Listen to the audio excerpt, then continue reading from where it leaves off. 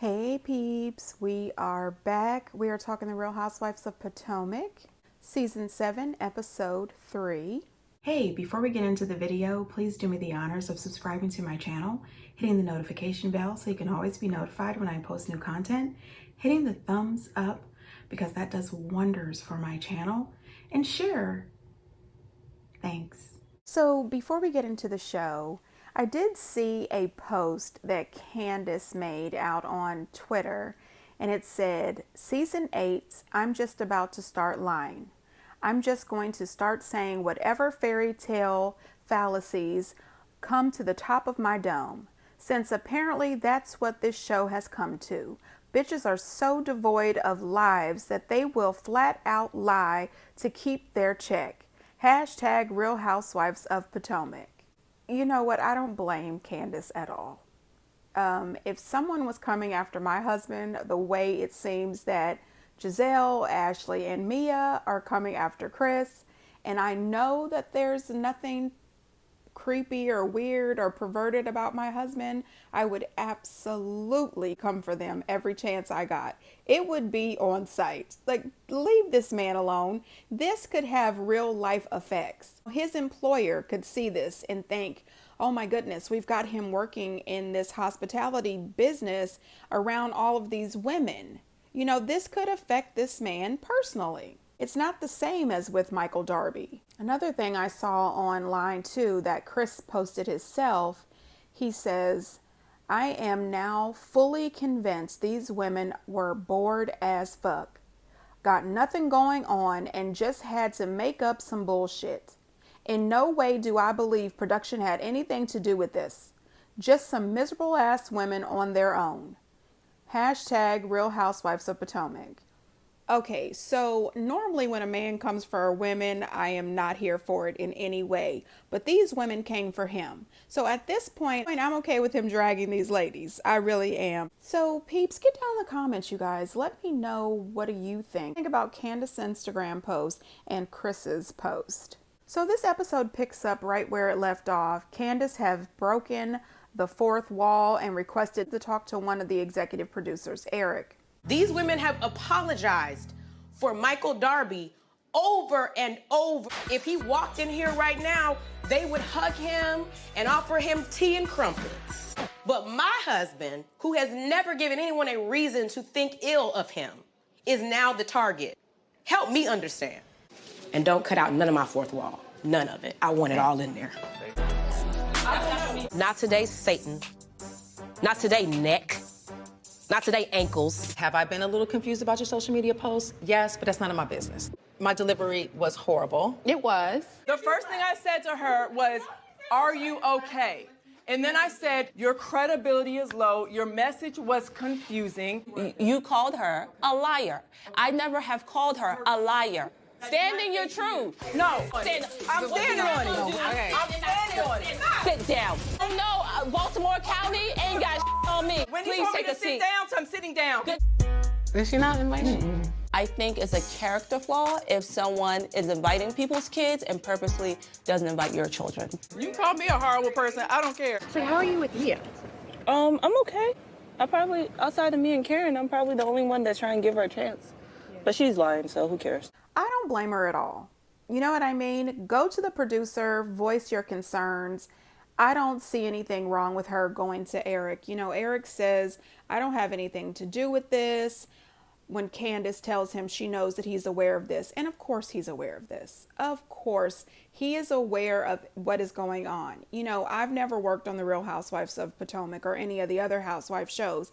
But I have watched quite a few housewife programs and I have seen quite a few interviews that lets me know that before the season starts, they do go to production to let them know what's going on or what they're going to be focused on throughout the season, you know, so that they know what the storyline is. So yes, he is very much aware. But I do think that he handled it as professional as possible. He says, listen, you guys all say negative, bad things about each other. Candace makes the comment, yes, but what she says is usually the truth. Now, she says it's the truth. We don't know for sure.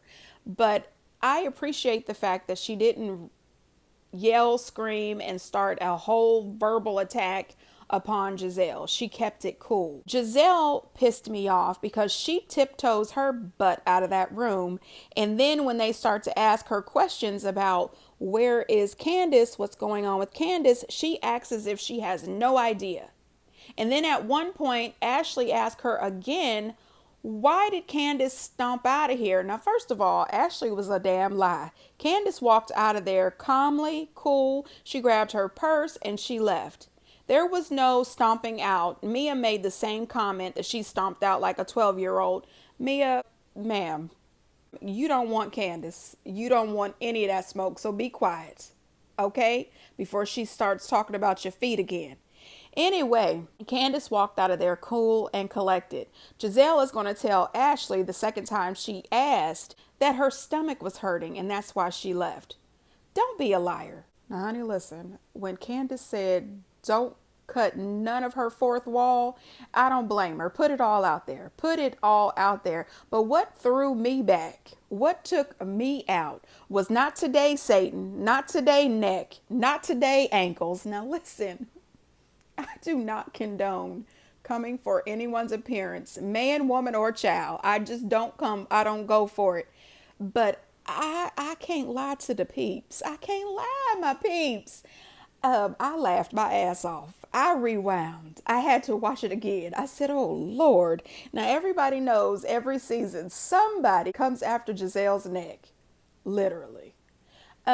Listen, I'm just going to chalk that up to this woman is ticked. And you know, sometimes when we get pissed off, you just don't know what we going to say. I'm just saying. All right. So this situation with Robin and Wendy, it was totally uncalled for. And it was absolutely stupid as hell. You can see that there's more going on. Just like Sharice said, there's more going on here. You know, what it is Robin is still holding a grudge against Wendy for last season when Wendy read her and Juan's relationship for filth. It's because of the way Giselle and Robin was disrespecting her marriage to Eddie and her recent makeover. Listen, you asked for that. You and Giselle called for Wendy all season last season. And when she showed up, you weren't ready. Your clip was empty. Sorry.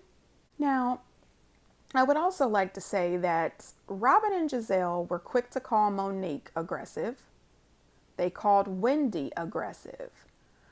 But Robin is aggressive as well. She did not have to stand up or walk close to Wendy. Now, when Wendy made that comment about, you know, she don't know about Baltimore, but you know what? Wendy looks like she can fight. But I'll say at the same time, Robin looks like she can fight also. And I would hate to see either one of these beautiful, smart ladies fight, but I would put my money on Wendy for some reason. I don't know why. But I would just like to say, you know, we've seen Robin walk up on Ashley at her Oz restaurant. We've seen her walk up on Monique. We have seen Robin be extremely aggressive, and it's odd to me that nobody calls her aggressive, which leads us to the colorism conversation. I'm just saying, that's a little food for thought. Now, Robin not inviting these kids, really? Really? Okay, so Wendy's kids are the only kids that we have seen you on film with. Remember Wendy's first season? Robin and Wendy got together with the kids, got a few juice boxes, a baseball, a basketball, a soccer ball, and went out to the park while they sat around drinking wine out of the small bottles. Remember that? Okay, so you're pissed off at Wendy, true enough, but if you're having a spring break field day, that's a bunch of bullshit that you wouldn't invite Wendy's beautiful children. That pissed me off, especially when you invited everybody else right in front of her face. That's petty as hell to me. Don't hurt the children because you are pissed off at the child's mom. And then when we seen previews from the next episode, she had the nerve to call Candace and ask Candace to bring Wendy's kids, but Wendy is not invited. Wendy said, hell no. And let me tell you, as a mom, if there is a place that I am not invited, my child is not invited either. I'm not going to send my kid with someone else to go to an event where it's being held by somebody who is not here for me. girl, please. I'm not trusting that. Robin is full of shit on that. I'm not here for it. And not only that, you came at Wendy because Wendy asked a question at the spring fling. Both her and Giselle were way the hell out of line for how they approached Mia. Robin said, well, I did come to her and I told her, her questions are suspect, and I'm paraphrasing. No matter what you say, the way Giselle walked up on Mia, the way Robin walked up on Mia, it was all wrong. This is this woman's social media. This is her health scare. It is not your business. What I would have done if I was Mia is I would have told both of them from the jump, this is not your business. Grabbed my drink and went on about my business. As soon as I sat down next to my drunk husband, I would have pulled up my Instagram and blocked both of their asses. Okay, you don't have to worry about my post anymore if it's causing you so much damn concern. You have been blocked. You now reside on Block Avenue, and I don't give a fuck lane. I'm just saying. Now, also, can I just say, I don't know what the hell was going on with Giselle and all those cupcakes. We saw Giselle eat about 4 or 5 cupcakes. Now listen, I'm going to be honest. I love cake. I really love cupcakes. And one of my favorite icings is the French buttercream because they use so much butter. I mean, depending on where you get it, it could taste like you just bit into a stick of butter. I'm just saying, I love a good cupcake. But when you out with the girls, you got to try to keep it classy. I can't eat 5 cupcakes in front of the ladies because then they're all looking at you like, ma'am, didn't you say you were on a diet last Tuesday? And I'm always on a diet. Gosh, why wasn't I blessed with the high metabolism? Damn. Anyway, she goes to talk to Mia off to the side. She takes the whole damn rack of cupcakes. I said, well, are y'all moving into the room and you need these cupcakes for survival? What? Who does that? I'm just saying. So Giselle apologizes to Mia and I say, no, I don't buy it. I don't buy it. You are pretending. I don't believe this apology is legitimate. And I'm going to say it right now. Bravo, people. Bravo, people. Eric, listen up, buddy. Don't let this Mia post be drug out any more episodes. We are good. We are done. We are tired, okay? Please don't become the Real Housewives of Beverly Hills and have this post go, 6 episodes. We don't want it. There was a comment that Mia made when she said she didn't really expect Giselle to come for her like that. She expected new booty Wendy to come for her. And I thought, Mia, really? Ma'am, you look like you have been enhanced from the head to the toes.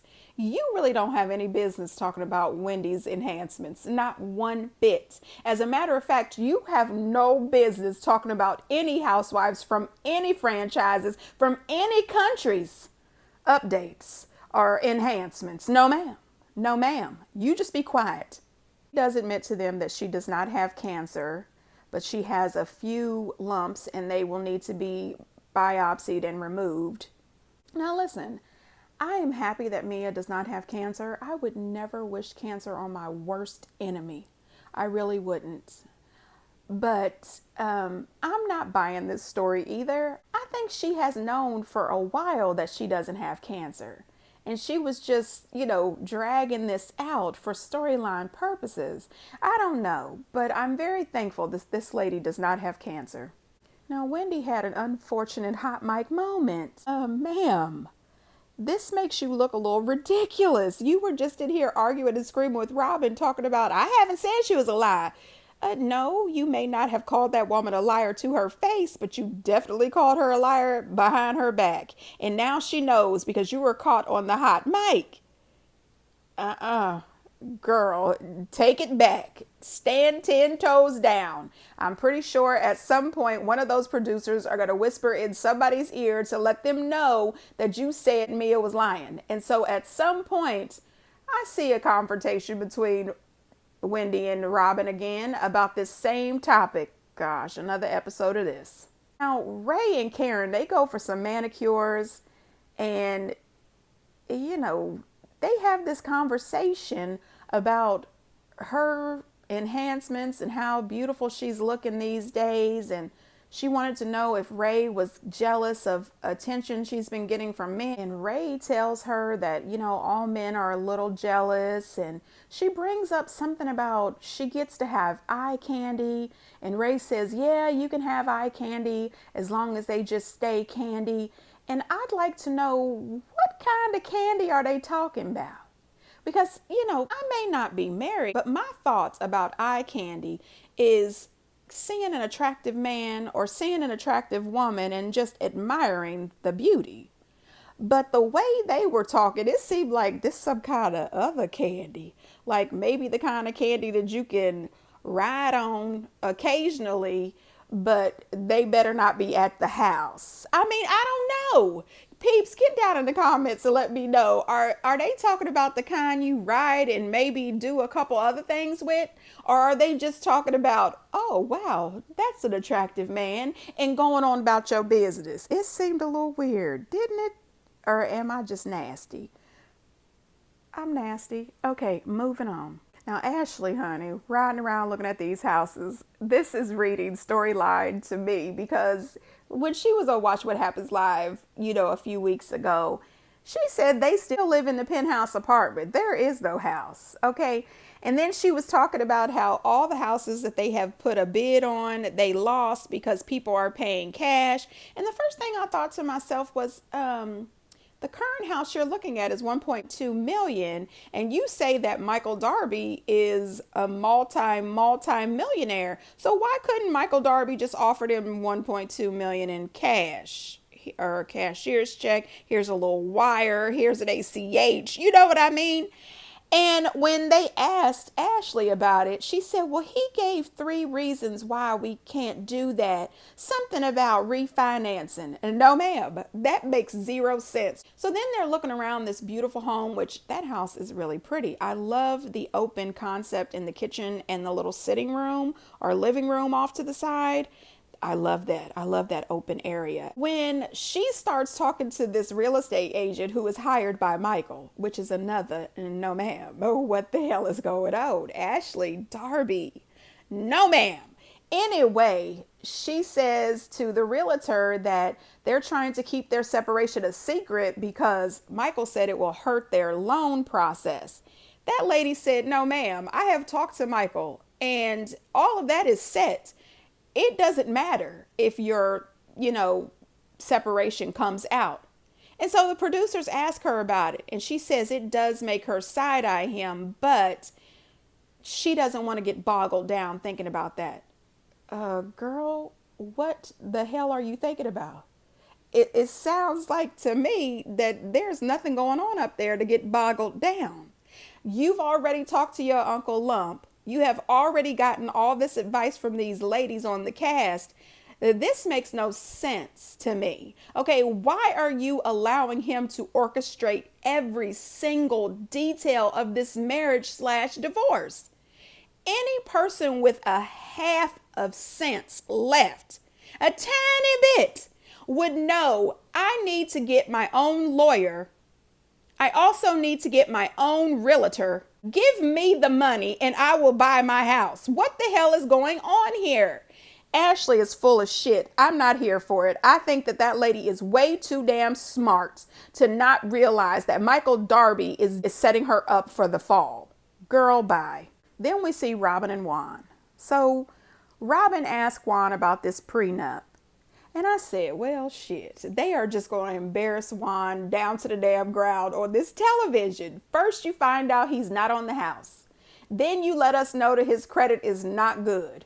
They keep bringing up the foreclosure. Then she asks him for this prenup that he does not seem happy about at all. Then she makes the comment that by the time their marriage ended, they were broke. But if I remember correctly, didn't she lose their money? I'm just saying. Anyway, he just gets up and walks off. And I said, you know what? Juan is always going to walk the hell off. There is nothing there. If you look at their relationship, be real. Do you see any chemistry? Do you see any love connection there? I see we are friends who are going in half on raising these kids and paying the bills around here. He makes the comment that he makes more money than her, and then she makes the comment that she makes more money than him. When the producer asked her, don't you recall he said he makes more than you? She says, oh, well, you know, men will be men. I think that she absolutely makes more money than him with her housewife check, her hats and sweaters, and her reasonably shady check. He is working as an assistant coach somewhere. She makes more money than him, but you have embarrassed the dog shit out of this man. He's not going to sit on national TV and say that you make more money than him. He's just not going to do that, because you have already told everybody that he's got bad credit and his name is out on the house. He's feeling a little tore down right now, I think. But you know what? I don't even give a shit, because Juan tore her the hell down last season, talking about her being depressed and in the bed and not being a good mom by getting up with these kids. You know, I don't like Juan. And I think that Robin and Juan are just friends. That's just my take on it. Get down in the comments and let me know what you think. Now, Wendy's hair issues. I said, oh, wow. The fact that she came on TV to show us her natural hair and let us hear what she's going through, I think that's really brave of her, because people will tear you the hell down. The fact that she's losing her hair due to stress, I said, good God. You know what? I have always known that stress can affect your body in a very negative way. There are so many things that are affected by stress. It never occurred to me that your hair would just fall out due to stress. And one thing that I did think was really good is the doctor told her that there is a medication she can take that's not very expensive called minoxidil. The only problem is she might get a little bit of facial hair. Now listen, nobody wants to come out looking like Teen Wolf. I'm serious.